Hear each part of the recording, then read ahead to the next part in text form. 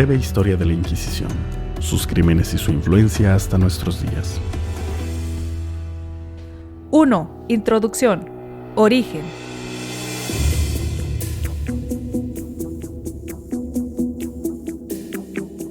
La Inquisición se refiere a diversas instituciones y métodos maquinados por la Iglesia Católica para investigar, procesar y sentenciar a las personas culpadas de herejía. Para la Iglesia Católica, los herejes eran quienes sostenían ideas opuestas a los dogmas, que aunque según la Iglesia eran verdades indiscutibles, se oponían a la razón. Los herejes evidentemente sobresalían, pues el pueblo llano se caracterizaba por ser inculto e iletrado.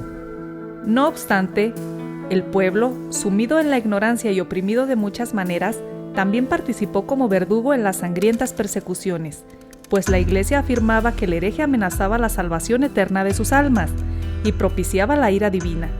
Por tanto, cualquier persona sospechosa de herejía debía ser invariablemente perseguida. La Inquisición nació en la Alta Edad Media, cuando la sociedad creía que el poder del rey y de los señores feudales emanaba directamente de Dios, y que para conseguir la salvación de su alma y evitar las penurias del infierno, tenían que rendir obediencia y vasallaje. Pero la corrupción de la Iglesia era patente, y eso abrió las puertas a los diversos pensadores e intelectuales que proliferaron en Europa.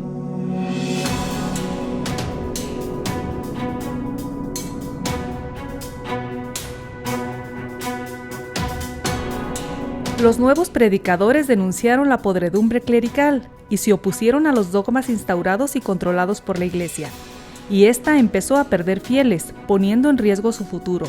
La Iglesia entonces resolvió que la humanidad entera debería volver a su redil, y por ello, cualquier hereje que no hiciera caso de esta advertencia era un enemigo peligroso que, con sus desviaciones, propiciaba la llegada del Apocalipsis. La Iglesia aterrorizó al pueblo, y éste se vio arrastrado por el fervor religioso.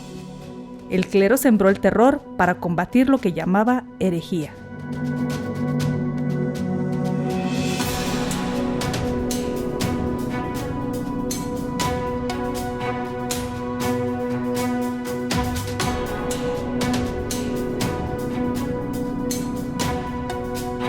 Propósito. La Inquisición se urdió con un propósito muy claro: afianzar el poder absoluto de la Iglesia Católica sobre el pueblo, aniquilando a los que amenazaban su supremacía, sin dudar en emplear los métodos más contundentes, incluidas la tortura y la muerte, a fin de exterminar a los opositores.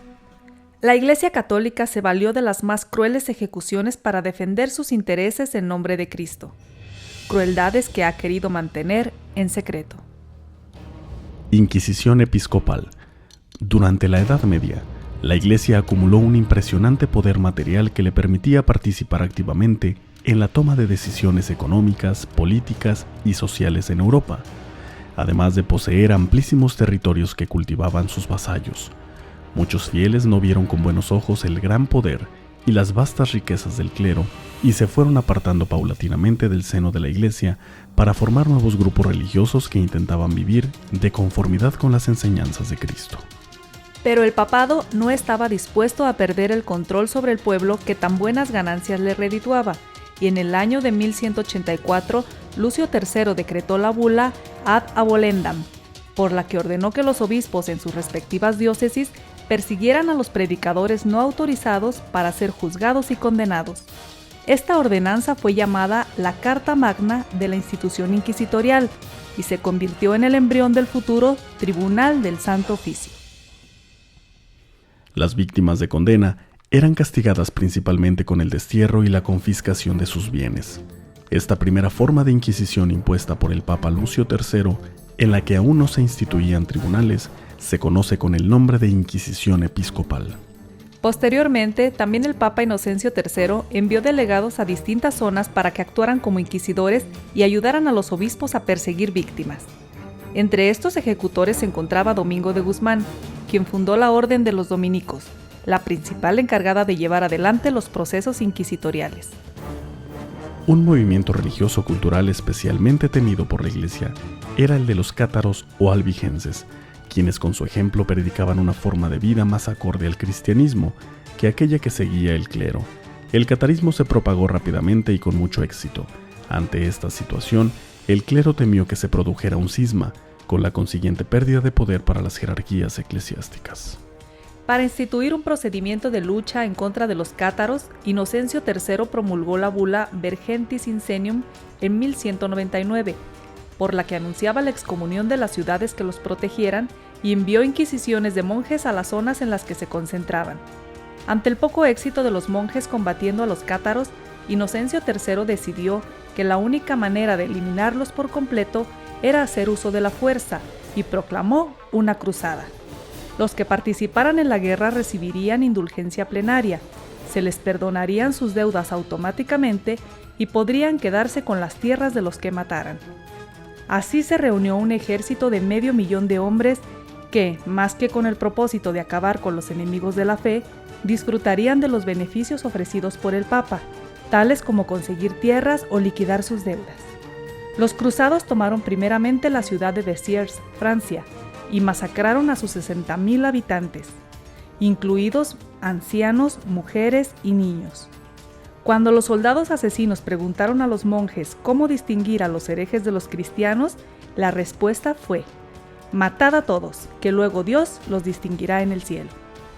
Inquisición Pontificia. Con el propósito de que los cuantiosos bienes confiscados de los condenados no se desperdigaran entre las autoridades civiles, el Papa Gregorio IX reivindicó el supuesto derecho de la Iglesia de juzgar a los herejes y en 1233 creó los tribunales inquisitoriales, encargando que la congregación de los dominicos llevara a cabo las inquisiciones. Este hecho es el que marca el comienzo de la Inquisición Pontificia. Como en los años anteriores, los procedimientos inquisitoriales se caracterizaban por la brutal represión y la confiscación arbitraria de bienes, dejando con muy pocas posibilidades a los condenados, ya fueran culpables o inocentes, de las acusaciones en su contra. Solo que en la Inquisición Pontificia había una particularidad: los condenados, después de conocer su sentencia, podían apelar ante la Santa Sede, y a cambio de altísimas sumas de dinero, resultaba posible conseguir la absolución, lo que daba más muestras de la despiadada corrupción clerical.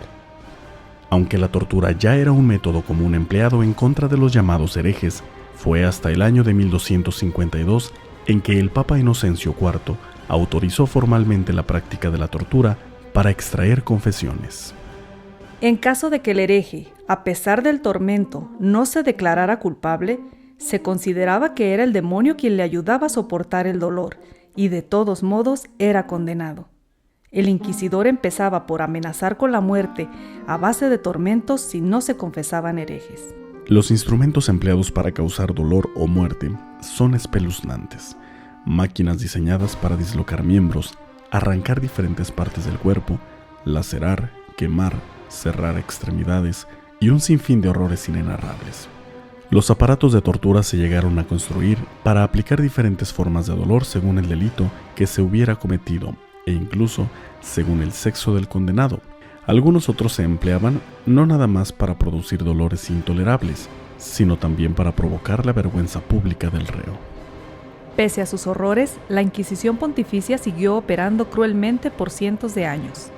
Ya en el siglo XVI, con el advenimiento y la rápida difusión del protestantismo en Alemania, Inglaterra, Suiza, Italia y los países nórdicos de Europa, el Papa Paulo III creó en 1542 un nuevo órgano inquisitorial llamado Congregación del Santo Oficio, que existe hasta nuestros días con el nombre de Congregación para la Doctrina de la Fe.